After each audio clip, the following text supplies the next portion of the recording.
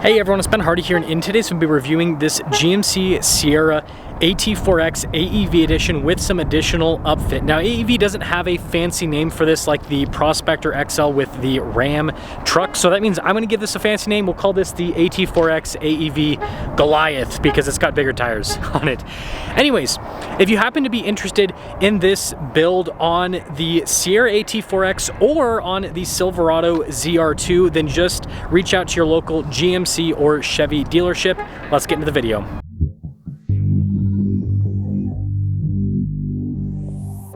So the first part of this package is the painted section in the center of the hood. You also have a pinstripe as well. So that's vinyl, but this center section is actually painted, which is really cool. You can see the factory cab lights, and then you have the AEV logo there up top. Now this does have a snorkel. I think raised air intake is another way that you could put it, because this is not for water fording, it's for dust, and definitely a cool look there.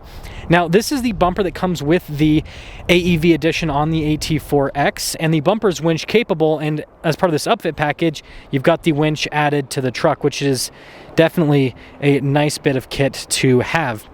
And so with that snorkel, with the winch, it definitely gives the front end a little bit more of an aggressive appearance. Now, before we move forward with this review, I want to mention a couple of things. So first off, subscribe if you're not already subscribed. And then secondly, you can get this upfit package done on a regular AT4X. It doesn't have to be an AEV edition. And this also applies to the Silverado ZR2 HD. You can get it done on the Bison or a regular ZR2. Now, our tire wheel setup with this is 37 by 13.5 by 18. So yes, we finally have 37s on the HD Sierra, and they look absolutely fantastic. Now, they did adjust the wheel offset to accommodate for these 37s, so these are different from factory spec and they're different from the regular AEV edition. This is also lifted by about 1.5 inches to accommodate the larger tires, and they did have to do a little bit of cutting up front, but you notice that they have everything nicely covered, so they did move stuff a little bit, but honestly not that much. And so yeah, it definitely gives it a much more aggressive look. I'll give you guys the side view in just a moment, but quickly looking at the rear, it's also lifted, and the rear is going to be a little bit of an easier setup because we have leaf springs in the back and you have a solid rear axle, and of course, being an AT4X, you've got the Multimatic shocks. So here is the side profile of the truck. Now, 37s and the lift definitely give this a much more aggressive appearance. Now, this also has a bed rack. There's different rack systems that you can add to this. This just happens to have the, actually, is that Kuat?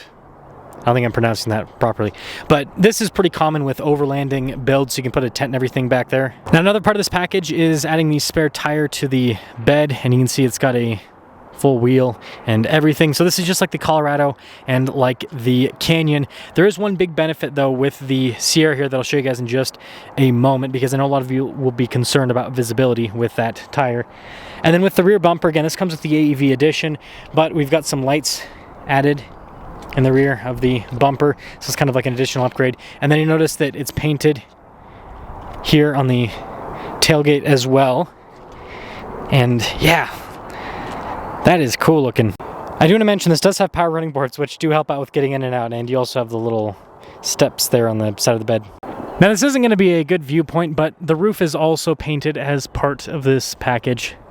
There's a couple things I want to show you guys inside. So being the AT4X, you've got the super nice interior with massaging seats, just fancy trim in general.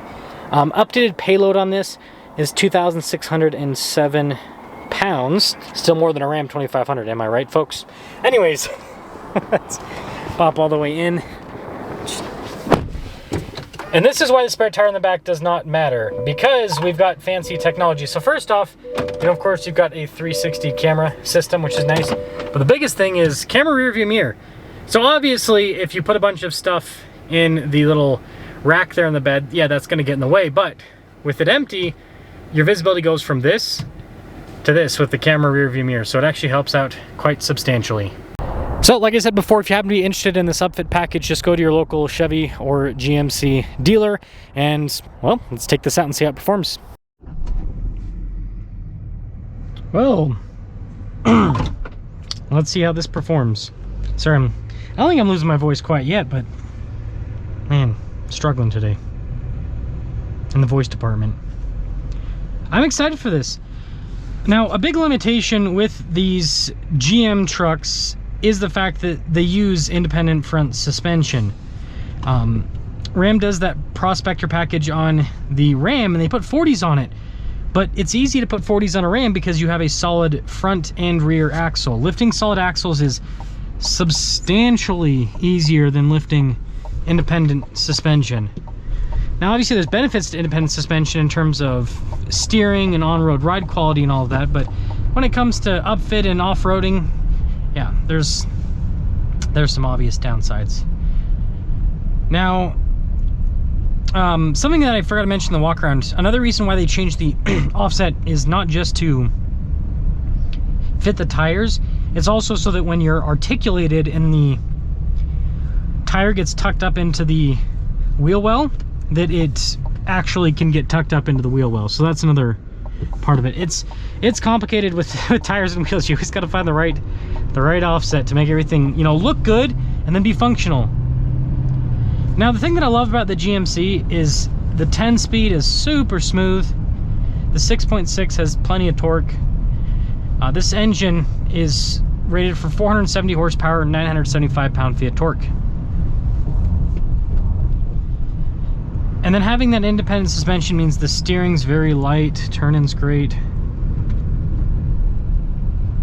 Just easy truck to drive in general.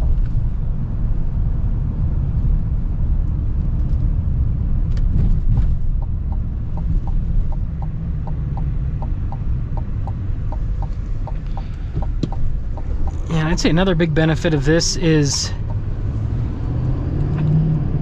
oh yeah, the power delivery overall. And that's actually in the set in auto right now, so the front end is hooked up, but it's gonna be sending most of the power to the rear. But yeah, it's definitely setting things up for maximum grip. Oh, nope, I lost my opportunity. I waited just a little bit too long. I'm always cautious. But I will say the AT4X is nice with the interior. The massage, I gotta turn on my massage seat function. Can be all fancy pants with that. It's nice. That's for sure. And you know what, I will say, this seems to move these 37s just fine, which I expected. Again, a big diesel truck moving 37s. Yeah, no problem. No problem. 37s are there. That's a big tire. It's a really big tire, but they're small enough that you don't really need to worry too much about re-gearing. Once you go up to 40s, that's where it kind of becomes a little bit of a concern with these big diesels. 37s on a much smaller car, and yeah, you're gonna have to re-gear. It always depends on the size of the vehicle, the power you have.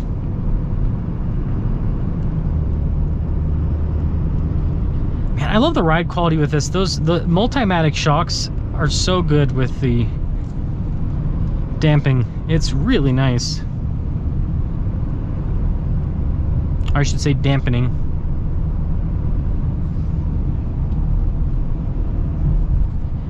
And you know, sometimes when you lift a vehicle, it does make it a little bit more tippy. And you can feel that on road if it's stiff over bumps, but it doesn't have that problem. It drives really well. It's nice and smooth.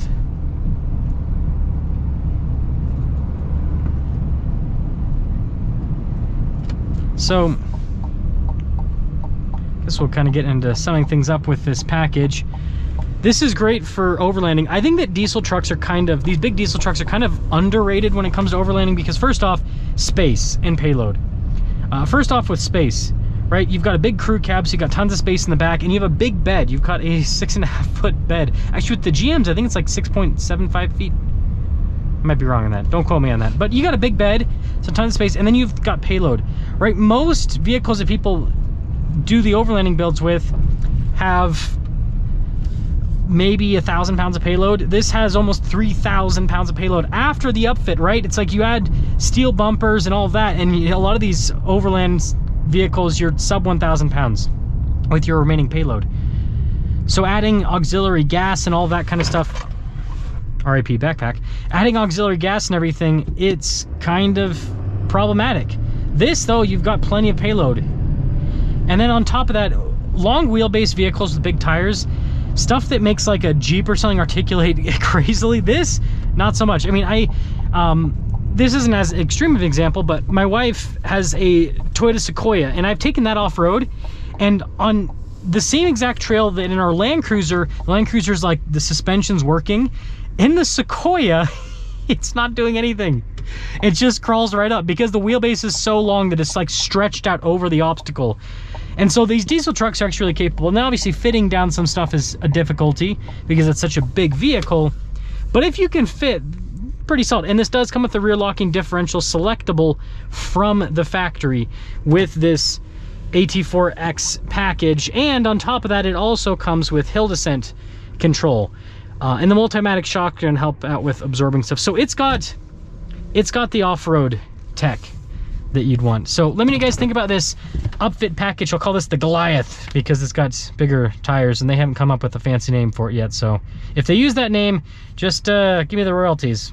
Anyways, I'll see you.